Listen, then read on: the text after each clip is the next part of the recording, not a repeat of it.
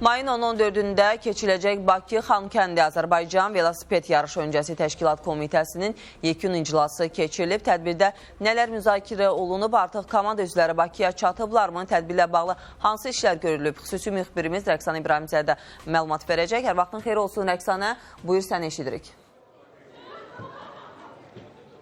Salam Röya, hər vaxtınız xeyir olsun. Bəli, sizin də vurğuladığınız kimi sabahdan etibarən 10 may tarixindən etibarən Azərbaycanda Bakı Xankəndi Azərbaycan velosiped yarışına başlanılacaq və bu beynəlxalq bir yarışdır. 20 ölkədən çox nümayəndə burada iştirak edir, komanda üzvləri burada iştirak edir. Artıq Bakıya çatıblar həmin komanda üzvləri. Daha təfərrüatlı informasiyanı elə az sonra bizim mətbuat konferansında gözləyir və artıq yekun bir iclasla keçirilib. Daha təfərrüatlı informasiyanı hazırda elə qonağım Azərbaycan Velosiped İdmanı Federasiyasının mətbuat katibi Pərviz Musayevdən əldə edəcəyik. Xoş gördük Pərviz bəy.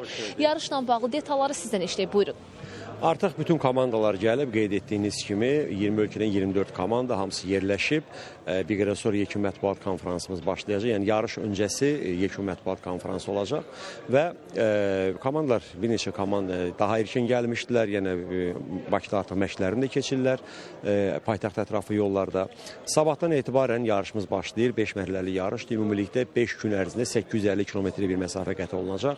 Birinci mərhələmiz olacaq Bakı-Sumqayıt, ikinci mərhələ Bakı-İsmayıllı, üçüncü mərhələ Qəbələ-Mingəçevir, dördüncü mərhələ Gəncə-Naftalan və beşinci mərhələ isə Tərtər rayonundan Sağgötürməli Xankəndi şəhərində finiş olacaq günlər üzrə və təbii ki, bu yarışın Evrosport kanalı vasitəsilə də canlı yayımlanması bizə həm ölkəmizin bütün gözəlliklərini, eyni zamanda nəzərə alsaq 4-cü və 5-ci mərhələlər işğaldan azad olmuş ərazilərdən keçəcək.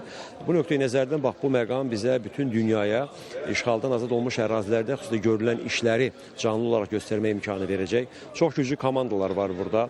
Rəqabət doğrudan çox yüksək səviyyədə olacaq və Azərbaycan yığma komandası burada milli komanda ilə təmsil olunur. Digərləri isə bir dünya turu, pro-kontinental, bir də kontinental komandalardır. Və düşünürəm ki, bu 5 gün ərzində bizi həqiqətən həm bölgələrdəki tamaşaçılarımızı elə həmçinin bizim özümüzü də çox maraqlı bir yarış gözləyir.